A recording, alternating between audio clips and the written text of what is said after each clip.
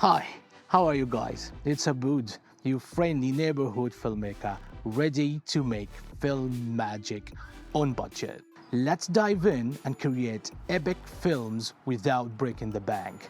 Let's roll. So, a brilliant idea crossed my mind. Instead of producing short films, why not focus on shooting short scenes instead? And to accomplish this, I decided to rely on monologues. The key concept behind this approach was to film these scenes using mobile phone and some affordable equipment. Let me tell you something. This equipment right here is the key to unlocking your filmmaking experience. No need to splash out on expensive camera and gear from the beginning.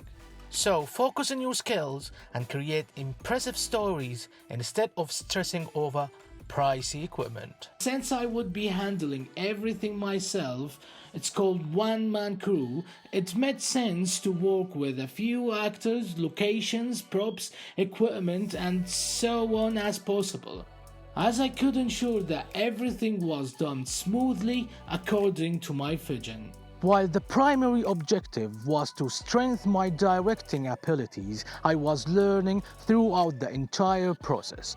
Alright guys, so the first thing I did to kickstart the idea was to get in touch with the actors. I hopped on this Facebook filming groups and I dropped this message.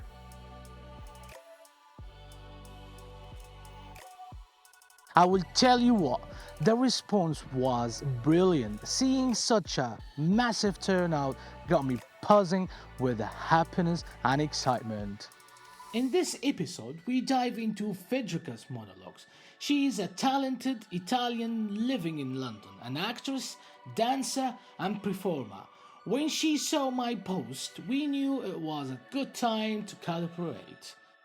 We had a chat online, selected a monologue from Nancy Harris' book, and made some tweaks. We sorted out the costume, props, location, and rehearsed online to nail the script before the shooting day.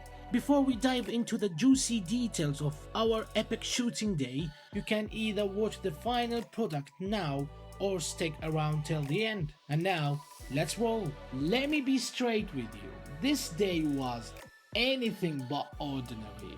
The weather was all over the place. It was crazy day, bloody unpredictable. Now, let me be clear with you guys. I wouldn't recommend that to anyone. And we managed to get our shots, but trust me, it's a risky move. Oh, it's raining. Yeah, I mean, it's fine. Very. About the shot, like my hair before we're dry and now are wet. I mean, it doesn't really look that wet here. And let me tell you, the filming location was miles away from my place, near Federica's house. And here is the kicker. Federica doesn't drive in the UK, so she wasn't familiar with the primitive parking days and spots. So my advice for you all is to rehearse. This doesn't just mean practicing the script, it means practicing everything. If you have enough time and if you are not familiar with the shooting location, visit it beforehand. Check if there are any potential issues like a train station or a school nearby that could disturb filming. If the location is good, that's great. Then do a quick rehearsal using your phone. Imagine the lighting setup, camera placement, and sound. And one of the challenges we faced was the lack of proper equipment. I didn't have a proper slide base, so I tried with a couple of boards. Well, let's just say it didn't quite go as planned. But you know what they say, nothing can beat us down. I rolled up my sleeves, tackled it myself, didn't let it stop me from filming. And guys, let me tell you something. You won't believe the gear those big production use. It's a next level, massive, top of the line equipment. Okay guys, now let's talk about the directing. So if we had the whole monologue on one continuous shot, would be like very boring, right? So as a director, I have to give it that cinematic touch. To nail the lighting and camera movement, we divided the script and I guided Federica's movement for each section. We will start this take from you taking the basket from that side to this side, okay? And then you take the apple, okay? And then you say your lines, and after that, Did we take all of it? no, just that you told me. Angles at shot size were crucial for emotion, low angles for strength, high angle for dreaminess, and close-up for rebellion. Alright guys, let's hang on a minute and let's hear what the actors think about their experience with me.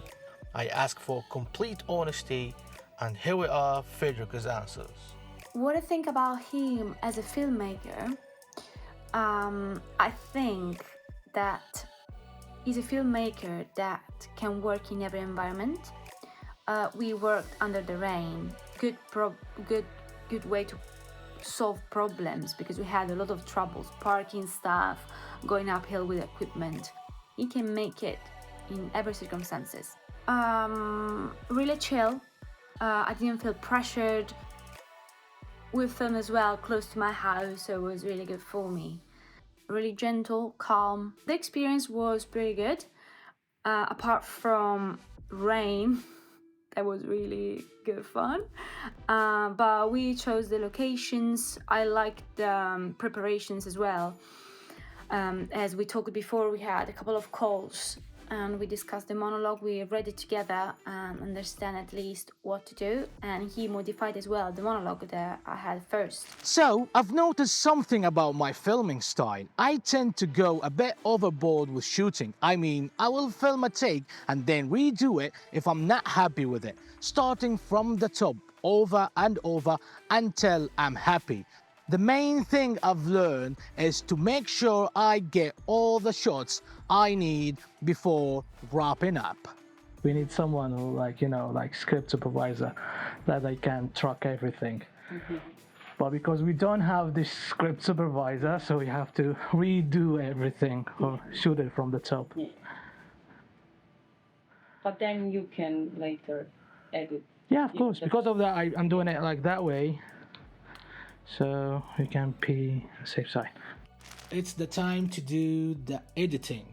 Right from the start, I draw inspiration from the film The Grand Budapest Hotel for these symmetrical shots and vibrant colors.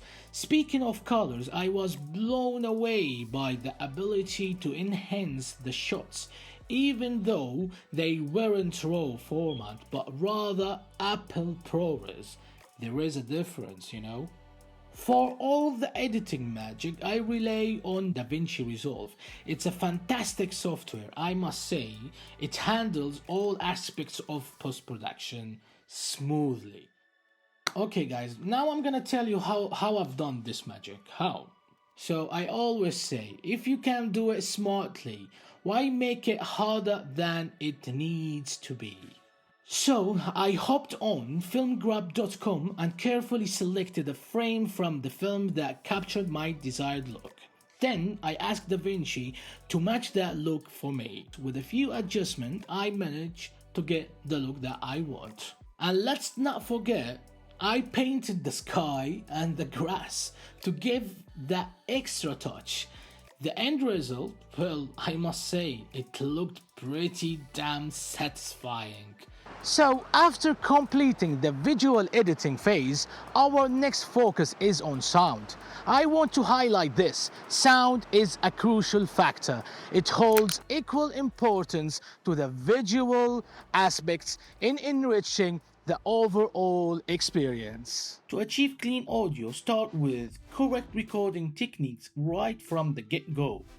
Test. Test, 1, 2, 3. Test, 1, 2, 3. Don't know if this was... Yeah, test. Yeah, good.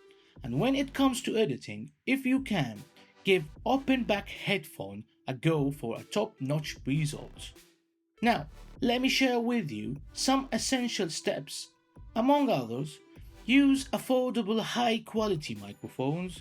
Properly position the mics for capturing sound just right. Minimize background noise like turning the fridge off. Do a bit of post-production cleanup to make it all polished and neat. And don't forget to apply EQ or equalizer and compression to make that audio shine even more. To be honest, that day was crazy, but I really enjoyed it and I really liked the scene. And remember, it's not about how much money you have, it's about how creative you can be, alright? Keep pushing and don't forget, share, like and subscribe. Give it to the other filmmakers. Maybe this video can be useful for them. Keep this camera rolling. Quiet on the set. Camera speed, sound production.